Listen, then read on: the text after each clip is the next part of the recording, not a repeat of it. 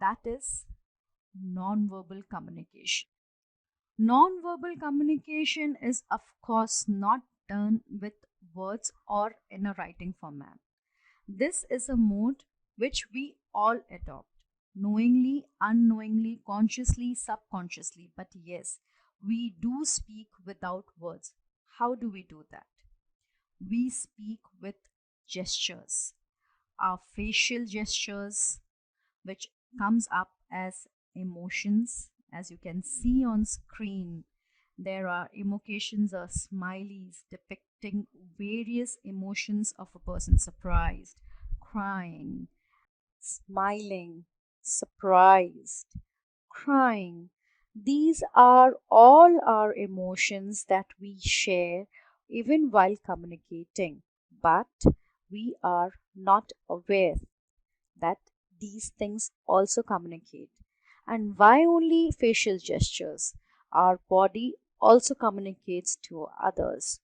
Yes, believe me, it does.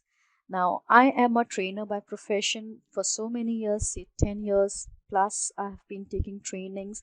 I have taken trainings for students, I have taken trainings for school students, I've taken at colleges, then I have taken for professionals, corporate training, and standing there at the position of a trainer, okay, the place of a teacher where a teacher stands, looks at the class feels as student that she is not aware what we do behind her back. Now this is a very common mistake that every child does, every student does, even we did, even I did. So if we are doing any mischief behind the teacher's back, what we do? As the teacher turns, we pretend to be attentive, quiet, or covering our face and giggling, right? We cover our face so that the teacher doesn't see us smiling, laughing, and but we are giggling. So, what do you think? The teacher can't make out what you were doing? Definitely it does, because though your mouth is covered, but your eyes are speaking. Don't believe me? Alright. Go and stand in front of a mirror and check for yourself. Cover your mouth and keep smiling. You see, there is a beam, a spark in your eyes. And that speaks that yes, you have done something. You are smiling. Or for that matter, even if you are angry or you are upset, though you may say, I'm fine, all right, but your facial expression, your body language shows it all. Let's say I'm waiting down for the lift. I have a very important a meeting to start in couple of minutes, but the lift is not coming. It's taking too long to come downstairs. So what do I do? Of course, I'll get impatient, angry also, but more than angry, I get impatient. What is it? I keep pressing the button hard.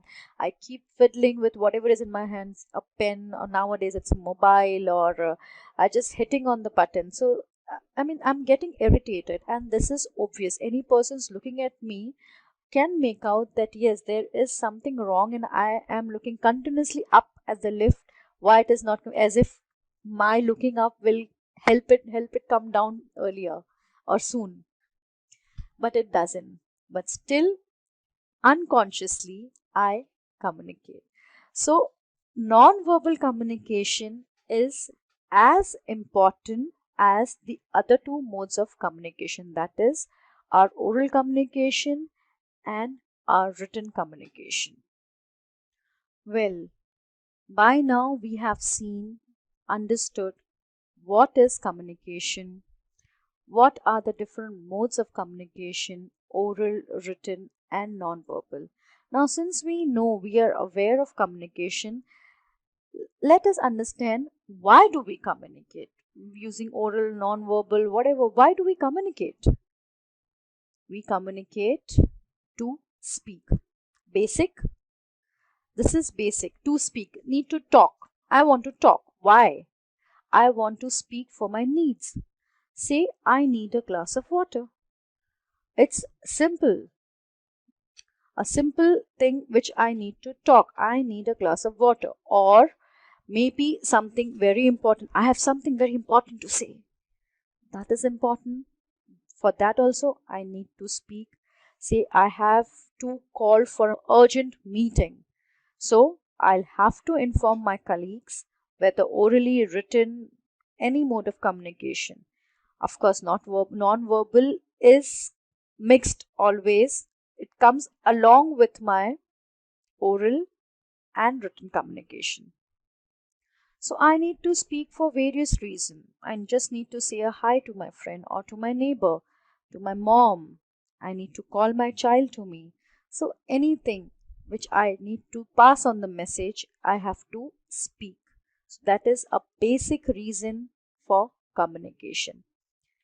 Next in line, we have to share thoughts and ideas.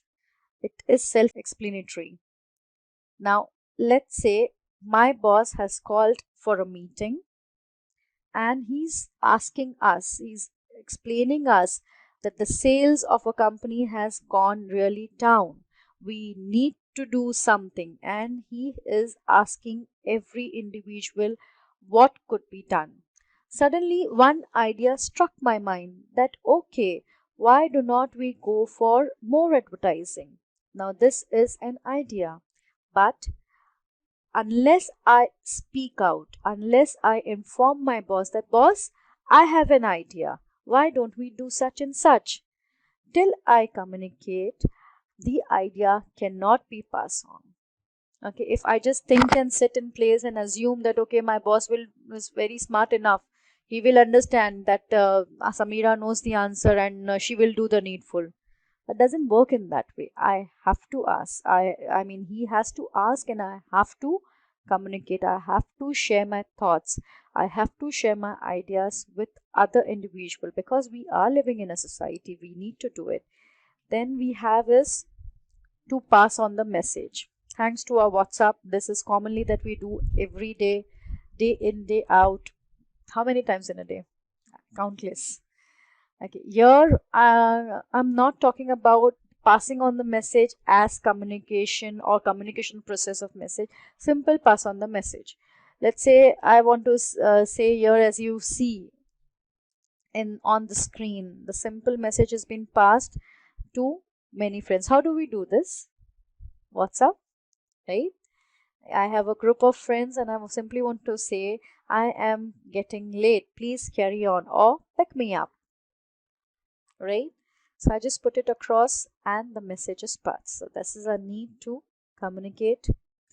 Now, second is I communicate to understand. I need to communicate to understand, to learn. Okay, how do we learn? By communicating. When we learn by listening or reading, how do we learn? By communicating. Well, we'll cover this very soon in the further slides ahead, so we can make it out. Well, we'll soon cover this in the slides to come.